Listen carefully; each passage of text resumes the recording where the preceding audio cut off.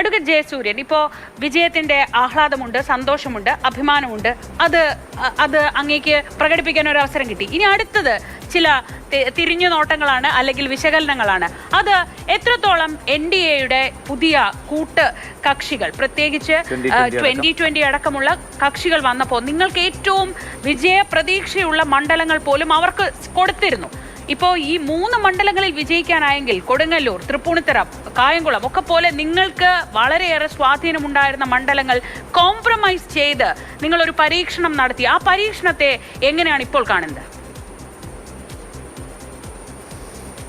ആ പരീക്ഷണം വിജയമായിരുന്നു എന്ന് തന്നെയാണ് ഇപ്പോൾ കിട്ടുന്ന കണക്കുകൾ വെച്ച് നോക്കുമ്പോൾ നമുക്ക് അറിയാൻ കഴിയുന്നത്. അതായത് ഇപ്പോൾ നമ്മൾ കിട്ടിയിരിക്കുന്ന വോട്ടിൻ്റെ എണ്ണം വെച്ച് പരിശോധിച്ചാൽ പൂർണ്ണമായിട്ടും നമുക്ക് ആ കണക്ക് നാളെ മാത്രമേ കിട്ടുകയുള്ളൂ. എങ്കിലും ഇതുവരെ കിട്ടിയ കണക്കുകൾ വെച്ച് നോക്കുമ്പോൾ വോട്ടിങ്ങിൻ്റെ ശതമാനത്തിൽ നല്ല മുന്നേറ്റം ഉണ്ടായിട്ടുണ്ട്. ഇപ്പോൾ എൻ്റെ മണ്ഡലം എന്ന് പറയുന്നത് പാലാ മണ്ഡലത്തിൽ BJPക്ക് ഏറ്റവും കൂടുതൽ കിട്ടിയിരുന്നത് 24,000 വോട്ടാണെങ്കിൽ ഇപ്പോൾ അത് 35,000 കടന്നിരിക്കുന്നു. അപ്പോൾ അതുപോലെ ഞാൻ പല മണ്ഡലങ്ങളിലും അന്വേഷിച്ചപ്പോൾ അവിടെയൊക്കെ തന്നെ 15,000 നല്ല വോട്ട് വർദ്ധിച്ചിട്ടുണ്ട്. അപ്പോൾ പുതിയ ഘടകകക്ഷികൾ വരികയും അവരുടെയൊക്കെ സപ്പോർട്ടോടുകൂടി മത്സരിക്കുകയും ചെയ്യുമ്പോൾ തീർച്ചയായിട്ടും അതങ്ങനെ ചെയ്യും. പിന്നെ BJPയുടെ ഒരു പ്രത്യേകത, അത് ബീഹാറിലാണെങ്കിലും മഹാരാഷ്ട്രയിലാണെങ്കിലും മറ്റേത് സംസ്ഥാനങ്ങളിലാണെങ്കിലും നമുക്ക് കാണാൻ പറ്റും, സഖ്യകക്ഷികൾ അവർ ചെറുതോ വലുതോ എന്നുള്ള പരിഗണനയ്ക്ക് ഉപരി സഖ്യകക്ഷികൾക്ക് ആവശ്യമായ ജയസാധ്യതയുള്ള അവരാവശ്യപ്പെടുന്ന സീറ്റുകൾ പരമാവധി നൽകിക്കൊണ്ട് അവരെ ഉൾക്കൊള്ളുക എന്നുള്ളത് BJPയുടെ ഒരു ശൈലിയാണ്.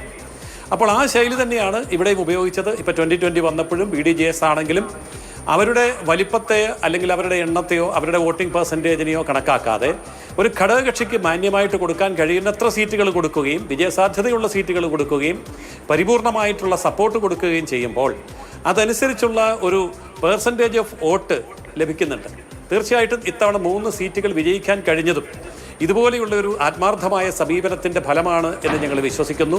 ഇത് ഞങ്ങൾ കേരളത്തിലെ പൊതുജനങ്ങൾക്കും രാഷ്ട്രീയ പാർട്ടികൾക്കും സംഘടനകൾക്കും ഒക്കെ കൊടുക്കുന്ന ഒരു മെസ്സേജ് കൂടിയാണ്. ദേശീയ ജനാധിപത്യ സഖ്യത്തിലേക്ക് ആര് തന്നെ വന്നാലും അവരെ മാന്യമായിട്ട് സ്വീകരിക്കപ്പെടും, അവർക്ക് ആവശ്യമായ പരിഗണന നൽകും. അങ്ങനെ പരസ്പരം അങ്ങോട്ടും ഇങ്ങോട്ടും സഹകരിച്ചുകൊണ്ട് വളരാൻ സാധിക്കും എന്നുള്ളതിൻ്റെ ഉത്തമ ഉദാഹരണമാണ് ഈ 3 സീറ്റിൻ്റെ വിജയം.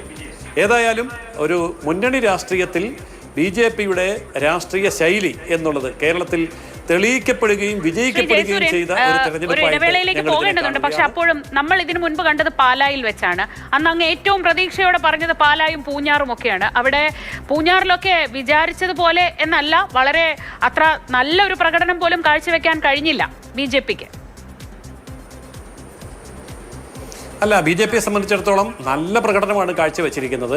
ഈ കഴിഞ്ഞ തിരഞ്ഞെടുപ്പിൽ പാലായിൽ പൂഞ്ഞാറിലൊക്കെ ഞങ്ങൾക്ക് 10,000 വോട്ട് അത്രയേ ഉണ്ടായിരുന്നുള്ളൂ. ആ 10,000 വോട്ട് കിട്ടിയെടുത്ത് ഇപ്പോൾ 35,000 ആയി എന്ന് പറയുമ്പോൾ ഞങ്ങൾ വിജയിച്ചില്ല എന്നുണ്ടെങ്കിൽ പോലും ആ വലിയ മുന്നേറ്റത്തെ ഞങ്ങൾ അങ്ങേയറ്റം വിലമതിക്കുന്നു. അപ്പോൾ പാലായിലും പൂഞ്ഞാറിലും ഒന്നും ഞങ്ങൾ പുറകോട്ടല്ല പോയത്, 3 ഇരട്ടിയായി മുന്നോട്ട് വരികയാണ് ചെയ്തത്. 3 ഇരട്ടി, അത് ചെറിയ കാര്യമല്ല. ഇത് കേരളം മുഴുവൻ എടുത്ത് പരിശോധിക്കുമ്പോൾ നാളെ ഈ കണക്കുകൾ പുറത്തു വരുമ്പോൾ നമുക്ക് കാണാൻ കഴിയും, നിർണായകമായ രീതിയിൽ BJP ശതമാന കണക്കുകളിലും വോട്ടിൻ്റെ എണ്ണത്തിലും മുന്നോട്ട് വന്നിട്ടുണ്ട്. അതിശക്തമായ ഒരു മുന്നണിയാണ്. എനിക്ക് തോന്നുന്നത് ഒരു 20% മുകളിൽ പെർസെൻറ്റേജ് ഓഫ് വോട്ട് ദേശീയ ജനാധിപത്യ സഖ്യത്തിന് കിട്ടും. അത് എത്ര എന്നുള്ളത് നാളെ നമുക്കറിയാം. എങ്കിൽ പോലും അതിശക്തമായിട്ടുള്ള മുന്നണിയുടെ ഉദയം